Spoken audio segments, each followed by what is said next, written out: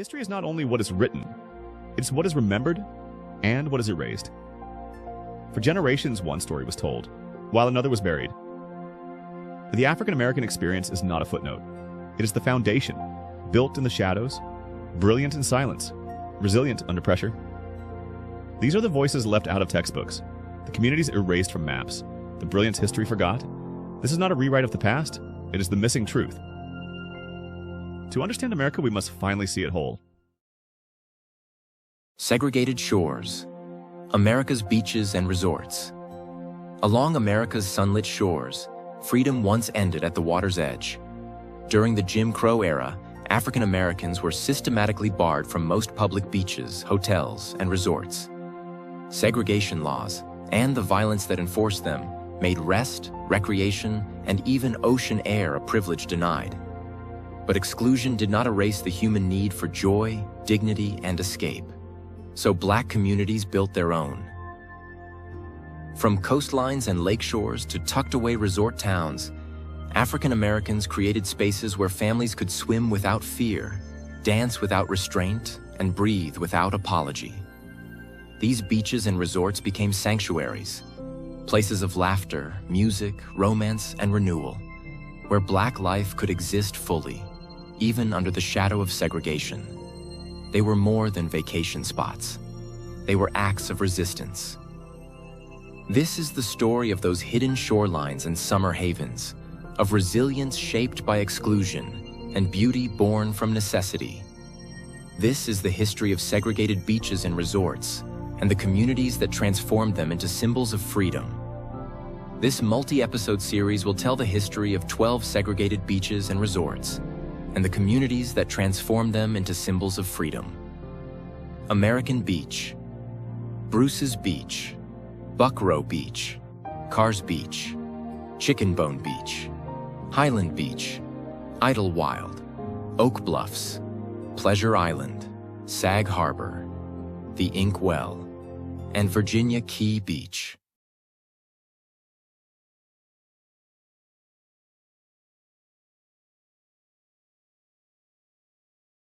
In America, freedom has always come with boundaries. Boundaries drawn by law, by violence, and by tradition.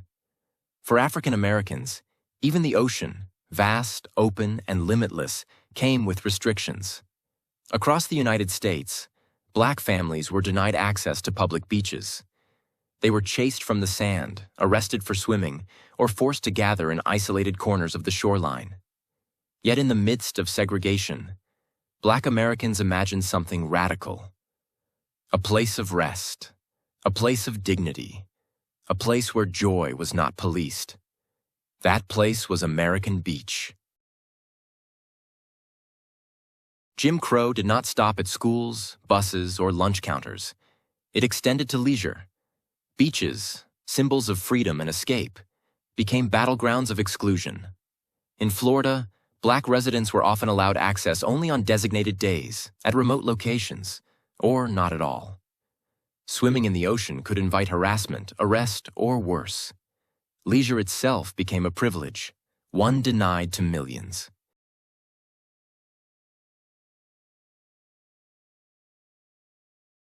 Abraham Lincoln Lewis understood power. Born just 8 years after the Civil War, Lewis rose to become one of Florida's most successful Black businessmen. As president of the Afro-American Life Insurance Company, he believed economic independence was the foundation of freedom. But Lewis also understood something else, that rest was revolutionary. In 1935, Lewis purchased 216 acres of oceanfront land south of Jacksonville. His goal was clear, to create a beach owned by Black people, for Black people. American Beach was not an accident, it was strategy. Word spread quickly. Families traveled for miles, by car, by bus, by train, just to touch the water freely. American Beach became known as the Negro Ocean Playground. There were hotels, restaurants, nightclubs, and rooming houses. Jazz floated through the air. Church groups held picnics. Teenagers fell in love. Here, Black doctors and domestic workers shared the same sand. At American Beach, hierarchy dissolved. Joy became communal. American Beach represented something America was not ready to accept. Black people enjoying life, openly, visibly, unapologetically. That joy was seen as defiance. Yet for decades, American Beach thrived. It became a generational tradition, a place where memories were passed down like heirlooms. Children learned to swim. Elders rested without fear. For a moment, freedom felt real. After World War II, the forces that once excluded Black Americans returned in a different form. Development. As segregation laws weakened, land values soared. Developers targeted American Beach. Zoning changes, predatory offers, and environmental neglect followed. Without institutional protection, much of American Beach was sold, paved over, or lost. The dream began to disappear.